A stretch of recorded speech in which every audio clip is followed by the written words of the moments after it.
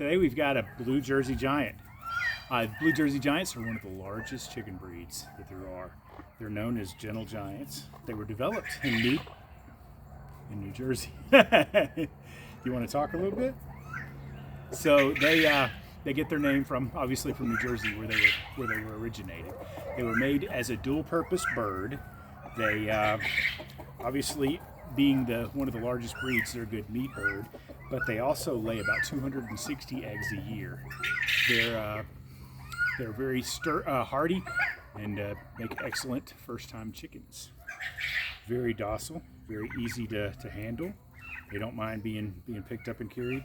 There are different varieties of the Jersey Giants. There's blue and black, different colors.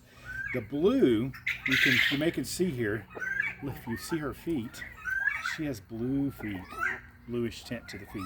And her plumage will start to get a silverish blue color in it as it darkens up. And she's got a few spots where they're starting to come in, but you'll see more and more of that as they come in.